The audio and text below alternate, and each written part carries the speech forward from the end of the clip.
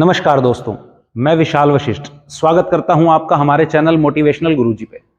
दोस्तों, आज मैं पहुंचा हूं डेरा सुंदरपुर और शहर है रोहतक। सुंदरपुर में हम मिलेंगे महंत शोभानाथ जी से और इनसे हम बात करेंगे नाथ संप्रदाय के बारे में। नाथ संप्रदाय क्या है, कहां से ये यात्रा शुरू होती है, और आजकल कुछ लोग मैं ऐसे भी देखता हूं लटाएं रखी हुई हैं, मेरे अंदर माता जी आ गई, मेरे अंदर गोरखनाथ जी आ गई। इन विषयों पर हम बात करेंगे। क्या ये छलावा और पाखंडवाद है या सच में ऐसी कोई चीजें हो जाती हैं? क्या चौराहे से गुजरने के बाद शरीर में कुछ हवा आ जाती है, क्या हो जाती है? इन सब विषयों पर हम बात करेंगे महंत शोभानाथ जी से। एक आम इंसान की दिनचर्या, भगवान के प्रति उसकी लगन कैसी होनी चाहिए, कौन सी पुस्तकों का पाठन होना चाहिए कि जीवन में जो है उजाला आए, सूर्य की किरण नजर आए। लोग अंधेरे की तरफ जा रहे हैं दोस्तों। 21वीं सदी है, साइंस ने, टेक्नोलॉजी ने इतनी तरक्की कर ली है कि चांद पर प्लॉट काटे जाने लगे हैं, पर अभी भी लोग बिलीव करते हैं कि इसके अंदर जो है हमारा दादा आ गया, इसके अंदर जो है फलानी चीज आ गई। इन सब विषय वस्तुओं पर हम बात करेंगे। बने रहिए दोस्तों हमारे साथ, आपको मिलवाएंगे महंत शोभानाथ जी से। उससे पहले दोस्तों मैं अपील करता हूं कि हम लोगों के पास जाते हैं, उनके विचार आपके पास लेकर के आते हैं, तो दोस्तों वीडियो को पूरा देखें, जितने भी मिनट की वीडियो है, तभी विचार आप तक पूरे पहुंच पाएंगे। और दोस्तों चैनल को सब्सक्राइब कीजिए, वीडियो को जितना ज्यादा हो सके शेयर कीजिए। शायद आपके एक शेयर से किसी की सोच बदल जाए, उसके जीवन में बदलाव आ जाए। तो आइए दोस्तों, आपको मिलवाते हैं महंत शोभानाथ जी, डेरा सुंदरपुर जी से।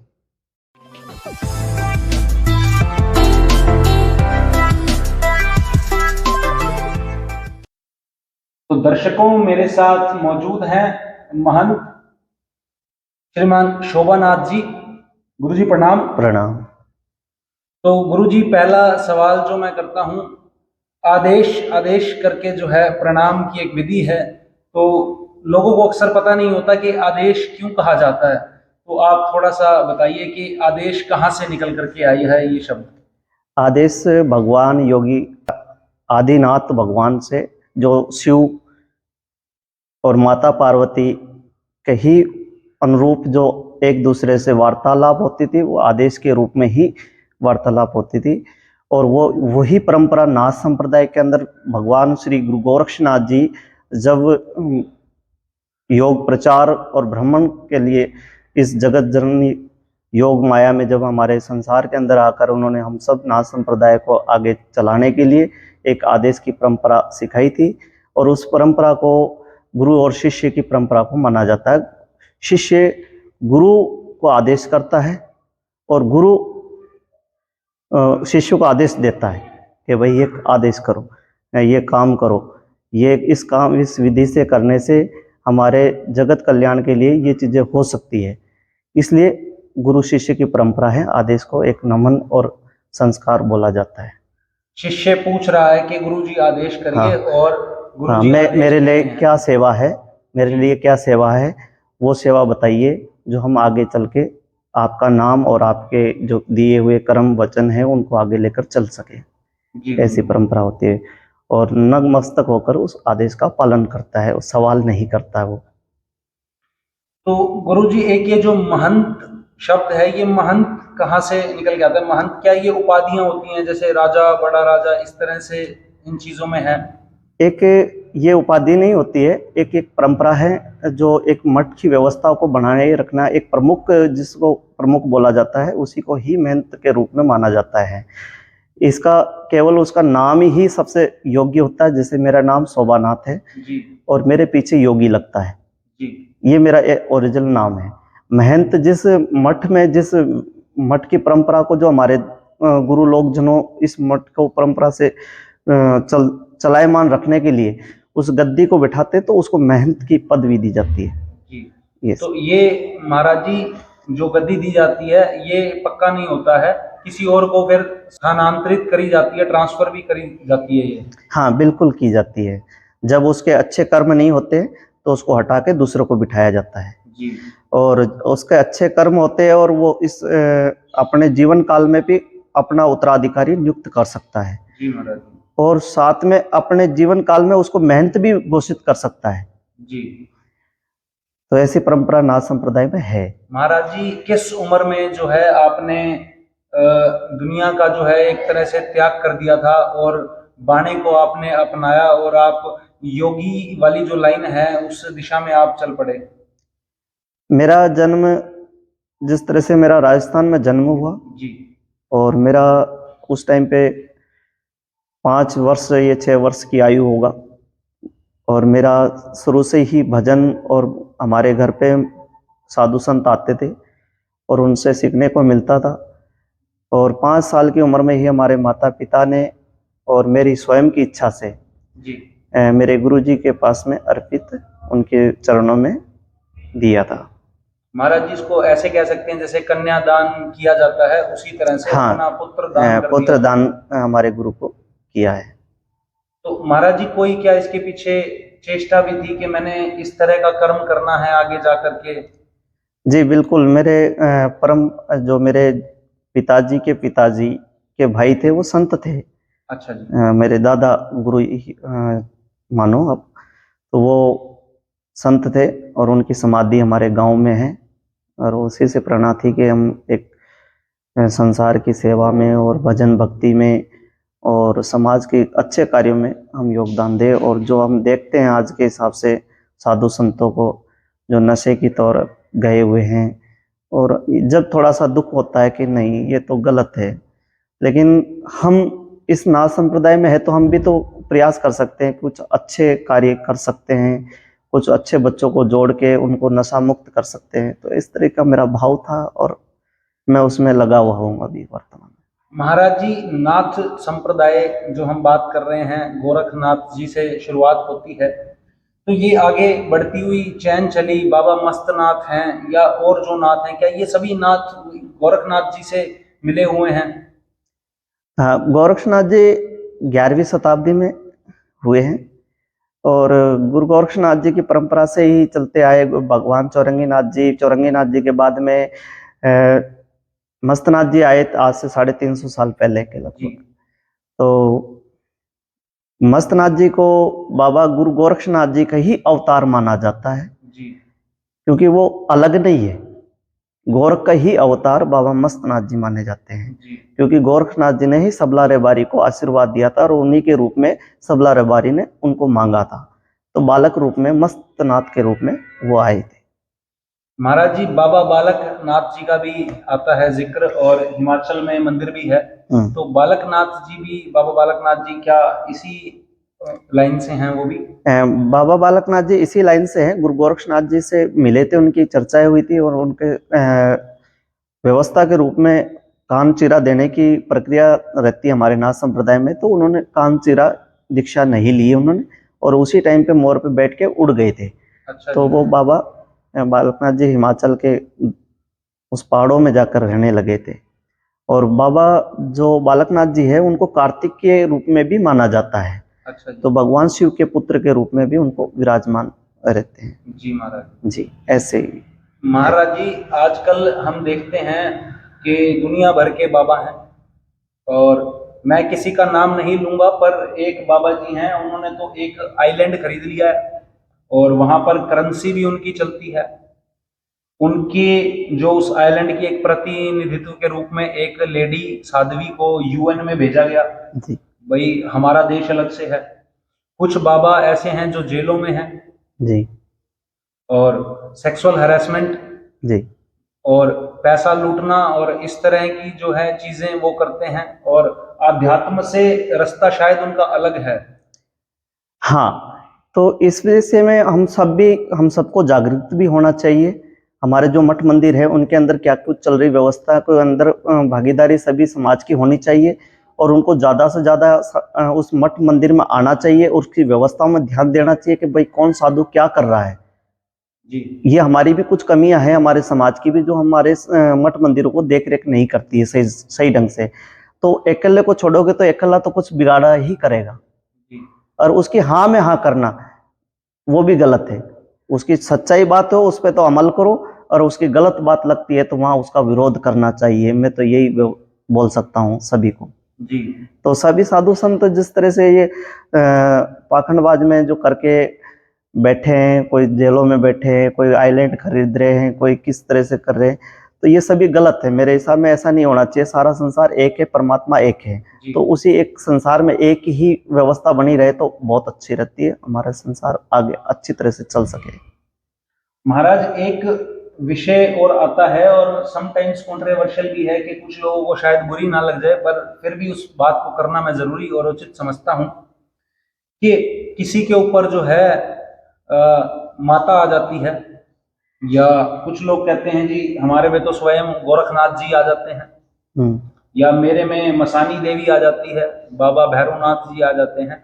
तो क्या आप इनका समर्थन करते हैं या खंडन करते हैं कि एक छलावा और दिखावा है, या ऐसा कुछ होता है? मैं इन चीजों को कभी भी समर्थन नहीं कर सकता हूँ।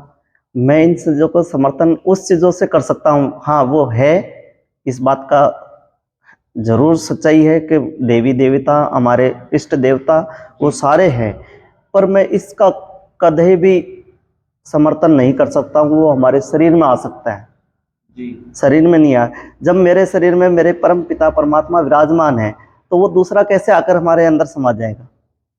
तो महाराज जी जो माँ बताते हैं, कोई बकरा की बलि चढ़ाते, कोई अपने बच्चों की बलि चढ़ाते हैं, बलि से कुछ होता है, तो उससे कोई जरूरी नहीं है। आप अपना रक्त, स्वयं का रक्त किसी जीवन बचाने के लिए करोगे तो बहुत अच्छा रहोगे, ठीक है कि नहीं? तो दर्शकों ये बहुत ही सुंदर जो है संदेश इस टाइम महाराज जी दे रहे हैं कि अपना जो खून काली माता को थैली नहीं चढ़ानी है भर के। अगर कोई व्यक्ति इमरजेंसी में है, किसी को खून की आवश्यकता है, तो उसे दिया जाए, वो कामयाब है। धर्म भी वही कहता है कि किसी की जान बचाना जो है धर्म है, किसी की जान लेना नहीं। और जो छलावे हैं उसका खंडन महाराज जी करते हैं। महाराज जी कोयलों पे चल के दिखाना और इस तरह की चीजें जो हैं, और 5-5 धूणे लगाने, क्या ये तपस्या में आता है या ये भी छलावा है? नहीं, ये तपस्या में आता है। अपने स्वयं की तप, भाई हम कितना सहन कर सकते हैं, कितनी अग्नि को तप कर सकते हैं, कितनी अपने शरीर की आत्म युद्ध जो कंट्रोल है वो कितना कर सकते हैं, इसके लिए है। कोई और चीज का कोई पाखंड नहीं है इसमें। केवल पाखंड है तो एक चीज का है, दिखावा मत करो, जो करना है वो अपना एकांत में बैठ के करते रहो। जी महाराज जी। मैं इस चीज का समर्थन जरूर करता हूं, पर मैं दिखावा के लिए वो नहीं कर सकता। भक्ति कभी दिखाने की नहीं होती है, भक्ति स्वयं को करने की होती है और जगत कल्याण के लिए होनी चाहिए। इकट्ठे पैसे करने के लिए नहीं होना चाहिए। पैसे को सदुपयोग लगाने के लिए और धार्मिक कार्यों में लगाने के लिए, अच्छे समाज के लिए लगाने के लिए। कोई गरीब बच्चे हैं, कन्या हैं, ये कोई बुजुर्ग हैं और हॉस्पिटलों में है, कहीं कुछ बीमार व्यक्ति पड़ा है, उसके लिए ये उपयोग में आना चाहिए। महाराज जी आजकल मैं देखता हूँ गृहस्थ आश्रम में लोग हैं, लेडीज भी हैं, जेंट्स भी हैं, जिनके 2-2 बच्चे हैं, 3-3 बच्चे हैं, और उन्होंने अब लटाएं जटाएं रख ली हैं और वो अपने आप को माता का अवतार बता रहे हैं। आपको 5 साल की उम्र से महाराज जी, मैं आप जैसा कि बता रहे हैं कि इस लाइन में आप रहे हैं, इस रास्ते पर आप चले हैं, योग के और ब्रह्मचर्य के रास्ते पर। और जो गृहस्थ आश्रम के लोग हैं उनके अंदर भगवान आकर के विराजमान हो जाते हैं और सिर हिला रहे हैं वो, और वो हाथ उठा कह रहे हैं तथास्तु जी ऐसा हो जाएगा। तो आपको कभी अनुभूति नहीं हुई? मेरे को एक ही चीज की अनुभूति होती है कि मेरे को सेवा करना है इनकी, मुझे इस तरह के पाखंड में नहीं घुसना है। और मेरे को इन पे पूरा विश्वास है, मेरे इष्ट देवता और मेरे गुरु गोरक्षनाथ जी पे मुझे पूरा विश्वास है कि वो हमारे सदा ही हमारे अंदर है, कोई वो बाहर नहीं है, वो सदा हमारे अंदर है। लेकिन इनका सिर झुकाना, हिलाना और डलाना और ये पाखंड करना मुझे पसंद नहीं है इस चीजों का। अन्ना कभी ये आ सकते किसी के शरीर में, और ये पाखंड है और कुछ नहीं है। महाराज जी आज मैं इसको पाखंड ही घोषित करता हूँ, क्योंकि मैं इन चीजों को समर्थन नहीं कर सकता हूँ। और मैं इतने सालों से इस स्थान में हूँ, कभी मुझे ऐसा अनुभव नहीं होता। मुझे इतना अनुभव होता कि इनकी शक्ति इतनी बलवान है। जिस स्थान में हम बैठे हैं वो स्वयं चलाने वाला है, कोई हम नहीं है। जब वो हिल सकते हैं, हमारों को हिला सकते हैं। वो लोग जो हिलने वाले, वो हमारों को हिला के दिखाओ ना कि भी हम लो हिला दिया आपको, तब तो जाए। आजकल तो महाराज पर्चे लिखने वाले बाबा भी वायरल हैं, और रोप और प्रत्यारोप जो हैं एक दूसरे पर आरोप लगाते रहते हैं और बातें चलती रहती हैं। और कोई कोई ऐसे भी लोग हैं वो फिर बदमाशी में भी आ जाते हैं, कट्टे भी दिखाने लगते हैं। और इन चीजों में भी आजकल आप देखते भी होंगे महाराज जी, मीडिया में कई बाबा छाए हुए हैं। तो उसके बारे में आप क्या कहते हैं? देखो, अपनी अपनी परंपराएं होती हैं। कुछ देवताओं पे आशा लेकर कोई अपने जो पर्चा लिखने वाली बात आती है, तो वो पर्चा तो लिख सकता होगा, मैं ये नहीं कहता हूँ नहीं लिख सकता होगा, किसी की मनोभावना पढ़ लेता होगा और लिख देता होगा, अच्छी बात है। और किसी की समाधान यूं मालूम पड़ जाता है भाई हमारे आने वाले भविष्य में ये होने वाला है, वो सारी चीजें बता सकता है, पर उसका समाधान तो नहीं बता सकता ना, ठीक तो नहीं कर सकता है। ठीक तो वही दिव्य शक्ति करेगी जो हमारे परम पिता परमात्मा जो भी है, वो हम जब डॉक्टर भी ये कह देता है भगवान के भजन करो भाई, परमात्मा से सुमरन करो, वो ठीक हो जाएगा, तो वो सुमरन ही काम आएगा और तो कुछ आना जाना है नहीं। तो मेरा तो ये कहना है, क्योंकि उनके ऊपर हम ज्यादा कुछ बोल नहीं सकते हैं, क्योंकि हमने उनके बारे में पढ़ा और सुना है जी। उनके पास मिले नहीं, इसलिए हम उसके विषय में हम ज्यादा कुछ बोल नहीं सकते हैं। हो सकता है उसके पास कोई शक्ति हो, अच्छी हो, नहीं हो, वो उसका मैटर। महाराज जी एक प्रश्न और है कि धूने पे शराब और सिगरेट चढ़ाई जाती है, इसके बारे में क्या विचार है? क्या गोरक्षनाथ जी भी सिगरेट का सेवन करते थे और शराब का सेवन करते थे, इसलिए ये चीजें चल रही? कोई भी व्यक्ति गुरु गोरक्षनाथ जी के विषय में ऐसा बोलता है तो मैं उसका खंडन करता हूँ, और मैं गुरु गोरक्षनाथ जी ने योग, सिद्धियां, ये चीजें जरूर सिखाई हैं। गुरु गोरक्षनाथ जी ने कभी धूम्रपान का समर्थन नहीं किया है, और ना कहीं उसके ग्रंथ में ऐसा कहीं लिखा है कि गुरु गोरक्षनाथ जी कोई नशा तशा करते होंगे। जी महाराज जी। मैंने तो आज दिन तक पढ़ा नहीं है, बाकी किसी ने पढ़ा हो तो अलग बात है, ठीक है कि नहीं। और मैं धोने में जो सिगरेट लगाता है, दारू चढ़ाता है, ये और कोई चीजें चढ़ाता है, वो गलत है। कुछ अच्छी चीजें चढ़ाए, जैसे गूगल है, हवन सामग्री है, जड़ी बूटियां हैं, कुछ ऐसी चीजें उसमें चढ़ाए जो वातावरण में भी शुद्धता आए, और हमारे जीवन को भी बचाने के लिए कहीं न कहीं जो प्रदूषण फैला हुआ है तो उसको नष्ट कर सकते हैं। ऐसे कार्य करना चाहिए। अच्छे गाय के घी से हवन करना चाहिए, घी कोई सा हो उससे भी करना चाहिए, कम से कम शुद्ध तो बने। जी महाराज जी। तो महाराज, और जो हमारा शरीर के अंदर जो एक बड़ा सबसे बड़ा धुआं लगा हुआ है, उस धुएं के अंदर भी अच्छे पवित्र चीजें डालोगे तो अच्छा बनेंगे। जो नशाखोरी का डालेंगे तो नशाखोरी वाले बनेंगे फिर सारे के सारे। तो वो उनकी बुद्धि में भी वो चीजें भरी हुई है कि धुएं में भी सिगरेट लगाओ तो हमारे अंदर भी वही सिगरेट आएगी, तो वो ऐसा नहीं होना चाहिए। महाराज कुछ व्यक्ति ऐसे भी हैं समाज में जो कपाल क्रिया या अर्धरात्रि की क्रिया और शमशान में क्रिया करते हैं, तो क्या उनका जिक्र कहीं हमारे धर्म ग्रंथों में वर्णन उनका मिलता है ऐसा? कुछ ये तंत्र मंत्र की क्रियाएं होती है जी महाराज जी, जो किसी चीजों में कर लेते हैं, पर मैं इन चीजों का समर्थन नहीं कर सकता हूं। मैं भी इस चीज का नहीं कर सकता हूं, क्योंकि ये चीजें लोगों को डराना, बहकाना, मतलब डरा के कुछ भी चीज हासिल करना, ये हमारे उसमें नहीं होना चाहिए। जी महाराज। तो मैं इसका समर्थन नहीं करता हूँ। तो महाराज जी गलत चीजों का आप किसी का भी समर्थन नहीं करते? मैं उस चीजों का समर्थन करता हूँ जो देश के लिए लड़ और झगड़ने के लिए तैयार रहता है। मैं उस चीज का समर्थन करता हूँ गौ रक्षा के लिए वो खड़ा हो। मैं उस समर्थन करता हूँ जो हमारे कोई भी धर्म, किसी भी धर्म का, जो मानव धर्म का रक्षा करने वाला व्यक्ति हो, उसका मैं समर्थन करता हूँ। जी महाराज। मैं उन लोगों का समर्थन नहीं कर सकता हूँ जो हमारे देश को, हमारी एकता अखंडता का नाश करने के लिए तुला हुआ होता है, उसका समर्थन मैं कदापि भी नहीं करता हूँ। मेरे भारतीय सैनिकों पे पूरा गर्व है और वो आज हमारी रक्षा करते हैं, तो उनका समर्थन हम करते हैं सदा सदा के लिए। हम उन साधुओं का समर्थन करता है जो हमारे धर्म को आगे बढ़ाने के लिए वो चलते हैं, उन साधुओं का मैं समर्थन करता हूँ। जो हमारे, उनका समर्थन नहीं करता हूँ जो हमारे धर्म को आड़ में कोई नशाखोरी, ये बलात्कारी या ऐसे साधु, मैं उनका समर्थन कभी ही नहीं कर सकता हूँ। जी महाराज। मैं उन साधुओं को भी नहीं मानता हूँ, मैं उन्हीं को मानता हूँ जो हमारे धर्म को आगे लेकर चलता है और हमारी संस्कृति को आगे बढ़ाता है, उसी साधुओं का मैं समर्थन करता हूँ। और मैं उनका हृदय से और दिल से जो भी मेरा है वो सब उनका है।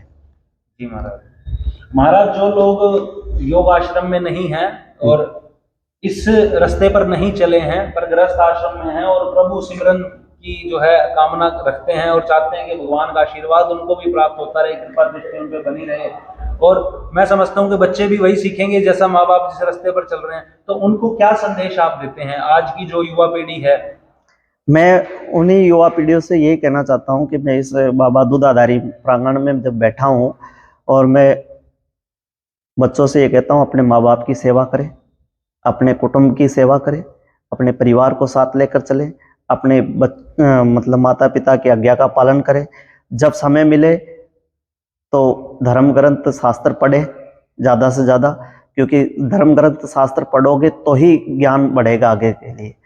और धर्म ग्रंथ शास्त्र नहीं पढ़ोगे और उल्टी सुल्टी चीज़ें देखोगे तो उल्टा सुल्टा ही ज्ञान आपको प्राप्त होगा। और अपने माता पिता का कभी भी ऋण हम नहीं चुका सकते हैं। जो हम ऋण हमारे ऊपर उनका उपकार है ना, वो हम जीवन भर किसी भी तरह से हम नहीं चुका सकते हैं। केवल उनकी सेवा करने के माध्यम से और कोई सेवा का है ही नहीं, रास्ता ही नहीं है। और अपने गुरुजनों का मान सम्मान रखें। जहाँ विद्यालयों में जाते हैं वहाँ पढ़ाई लिखाई अच्छी करें, उटंगबाजी नहीं करें। मैं उटंगबाजी का शब्द मैं थोड़ा अलग ले रहा हूँ, क्योंकि तो यही मेरा कहना है कि उनको नशा से दूर रहे, अपने माता पिता की सेवा करें और समाज की एकजुटता में साथ भागीदारी दे। देश की रक्षा के लिए वो आगे बढ़े और हमारे गांव के लिए, हमारे गांव में जो भी भाईचारा है उन सबको एक जोड़ के रखना। छोटी मोटी बातों को लेकर झगड़ा नहीं करना चाहिए। जी महाराज, यही मेरा उनको संदेश है। तो दोस्तों 2 लाइनें वो हैं कि धरती पर रूप माँ बाप का उस विधाता की पहचान है। और यही चीज महाराज जी ने बताई है कि माँ बाप से बड़ा फिर भगवान नहीं है। बाहर जाकर के महाराज जी जो सेवा का एक दिखावा करते हैं और घर पर बूढ़ी माँ है उसके साथ आप तमीज से बात भी नहीं करते, और कुछ लोग तो वृद्धाश्रम में भी महाराज भेज देते हैं। वही तो बात है, मतलब कहते हैं ना, आप जैसे अभी कह रहे थे, पत्थर पूजन में चला।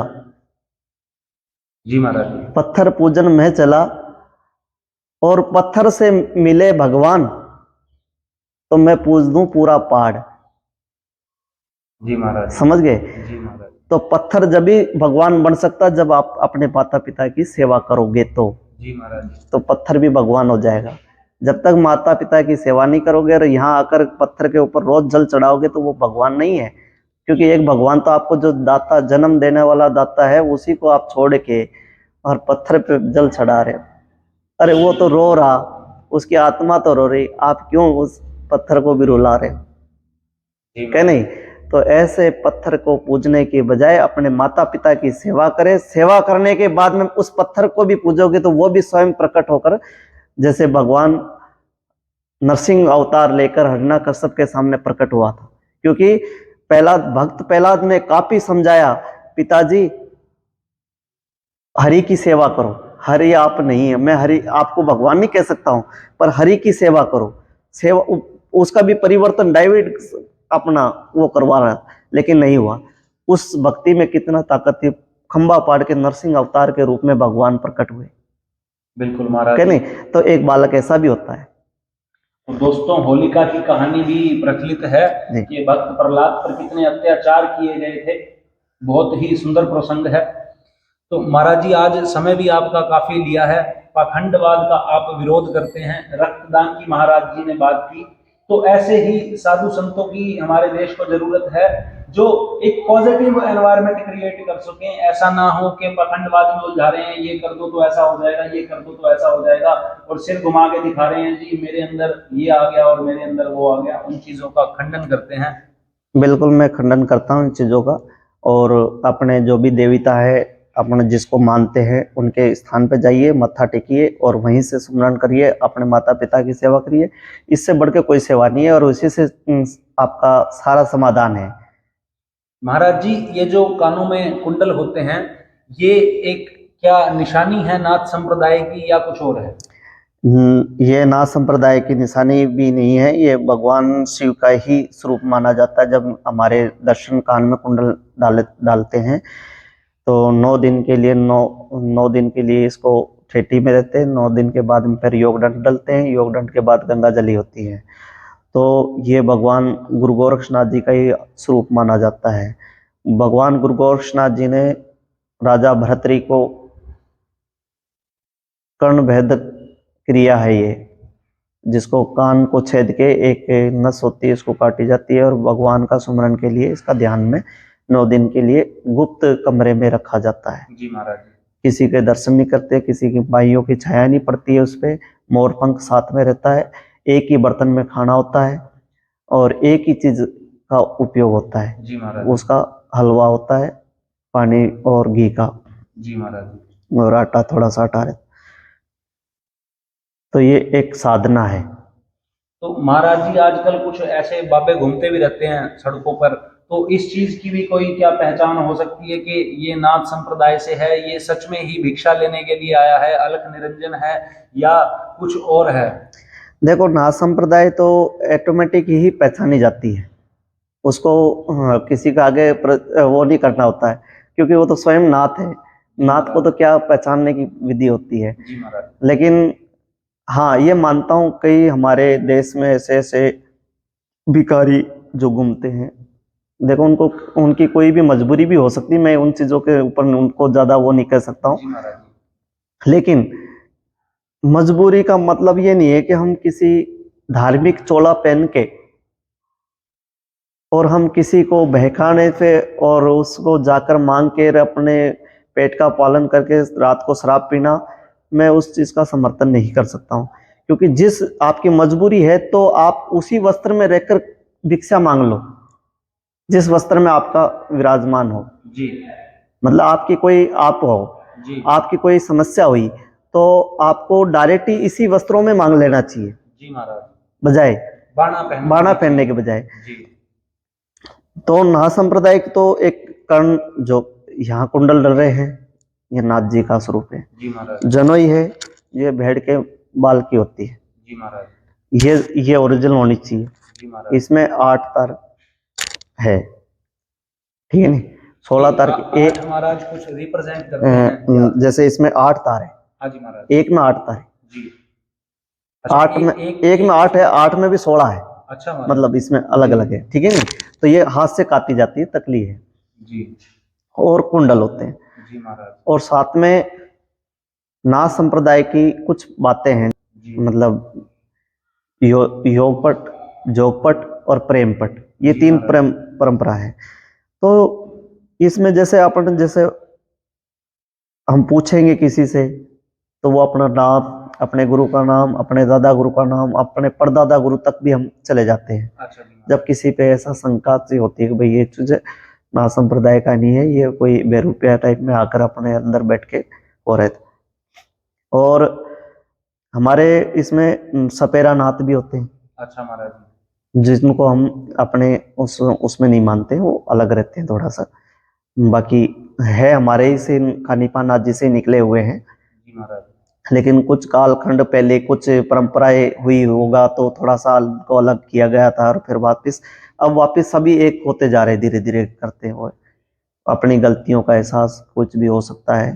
जी महाराज। तो सारे एक ही है मतलब, लेकिन थोड़ी सी परंपरा अलग है। जो फक्कड़ साधु होगा, गुरु गोरक्षनाथ जी का होगा, जो बाबा मस्तनाथ जी का होगा, वो सारे अलग से रहते हैं सारे। अच्छा जी महाराज। जी, 12 पंथ उनमें भी है, 12 पंथ हमारे में भी है। जी महाराज।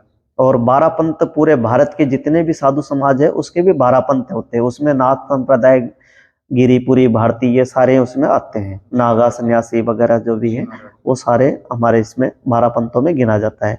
लेकिन नाथ संप्रदाय में भी 12 पंथ है। जी महाराज। जैसे कोई संतनाथ का है, कोई ब्रह्मा आई पंथ है, कोई अपने नटेश्वरी, राम के, लक्ष्मण के, राम, मतलब इस तरह से 12 पंथ हमारे इसमें भी है। जी महाराज। जी महाराज जी, ये जो कुछ लोग भी मैं देखता हूँ उनके अंदर वीडियो आजकल चलते हैं सोशल मीडिया के माध्यम से कि जिन्न आ गया जी, भूत आ गया जी, इसके अंदर, इस पे चौराहे से कुछ आ गया है और इस तरह की चीजें, किसी ने कुछ छोड़ दिया है, तो क्या ये भी होती है या ये मानसिक बीमारियां आप भी मानते हैं लोगों की? दोनों चीजें हैं इसमें। मानसिकता तो है ही है, क्योंकि मानसिकता से कमजोर व्यक्ति ही ऐसी चीजें सोचता रहे, इस तरह से हो जाता है। जैसे हम कोई भी ढोल बजाने लगते तो अपने आप ही हिलने लग जाते हैं। जी, ठीक है नहीं, नाचने गाने के लिए लग जाते हैं। लेकिन कुछ जो समय है, जैसे हमारे इसमें भूतकाल सब बता रखे हैं, तो सारी चीजें है पृथ्वी पे, ऐसी बात नहीं, मैं उसका खंडन नहीं कर सकता हूँ। क्योंकि चौराया की जो समय और पलगड़ी में जब कोई निकल जाता है तो वो चीजें साथ लग जाती है हवा के रूप में, जी अंदर नहीं जाती है, वो हवा टकराती रहती है। जैसे हवा वायु आती है, तेज आती है, तो उसको ऐसा लगता है कि मेरे साथ हो रहा कुछ, ठीक है नहीं। याद उसको सब कुछ रहता है, मेरे किसी भी कारण से मेरे कुछ आ गया और मेरे को सब कुछ याद रहेगा, जी महाराज, लेकिन उसकी करने की शक्ति खत्म हो जाएगी, ऐसा होता है, ऐसी चीजें होती है। लेकिन और उसका समाधान केवल एक ही है, जो अपने इष्ट देवता की पूजा करो, अपने आप ठीक हो जाएगा कुछ समय बाद। जी महाराज, हाँ। लेकिन और मोर पंख का झाड़ा जो होता है, हाँ जी, वो भगवान कृष्ण का कृष्ण ने भी अपने सिर पे बांध रखा है। जी महाराज, और ऐसी चीजों से झाड़ा लगता है तो अच्छी बात है, मतलब कोई ठीक होता है तो लगाओ और बांधो, अपने पास जी रखो। महाराज जी, जैसे झाड़े की आपने बात की तो मुझे एक लाइन आ गई कि आजकल वो टीवी में बहुत आती है कि लाला के ना झाड़ा हो गया माड़ा बाबा जी। तो क्या ये कटाक्ष नहीं है? ऐसी चीजें क्या समाज में शोभनीय हैं? नहीं, ये चीजें शोभनीय नहीं है, एक परंपरा से होती है, तो झाड़ा कोई गलत भी नहीं है। झाड़ा अपने इष्ट देवता के मंदिर में जाइए, वहाँ मत्था टेकिए, और वहाँ पर जो भी बैठा है, कोई भी बैठा हो, झाड़ा का ये नहीं है कि कोई मानसिकता से ये सोचता होगा बोले मेरे झाड़े से ठीक हो रहा। अरे तेरे झाड़े से ठीक नहीं हो रहा, जो बैठे हैं, जो शक्तियां हैं, उनके झाड़ों से ठीक हो रहे हैं तुम। जी कोई मेरे हाथ से झाड़े से ठीक थोड़ी हो रहे, बिल्कुल महाराज, मैं थोड़ी हूँ ठीक करने वाला। मैं ठीक होता तो मैं अपने आप को ठीक नहीं कर सकता था क्या?